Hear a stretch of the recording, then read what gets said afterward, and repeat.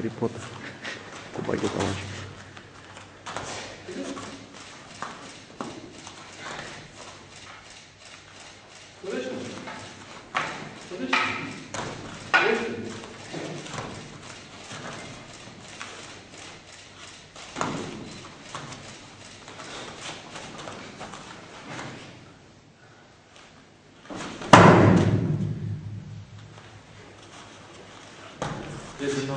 Eu pot să-l opresc pe partener cu acesta, da? Aici nu poate să mă lovească. Dacă se îndreaptă să mă lovească, nu trebuie să avea încă, da? Lovește. Atenție, că ne să merg la lăgă, nu te mișcă așa. Pot să văd, da? Da? Aici, dacă vrei să ridici brațele, te riști, da? Eu pot să te las. Da? Da? Pot să te las. Pot să te las. Pot să te las. Pot să te las. Da? Da? Pot să te las, da? Deci, e foarte important, da, să fiu în ton cu el.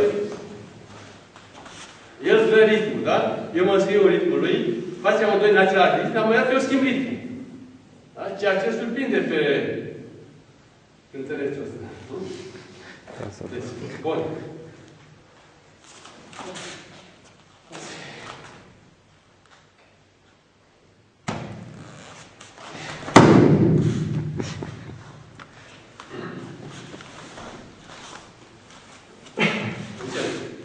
Am venit aici, sabia se duce aici.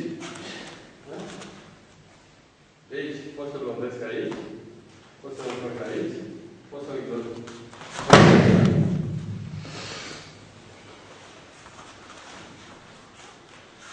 Am făcut așa, sabia vine aici, da? Pot să-l lovresc aici.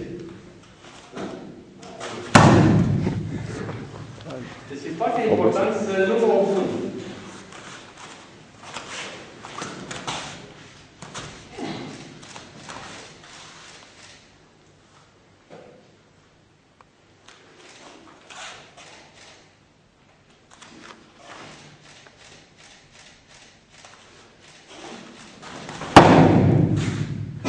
Am schimbat ritmul.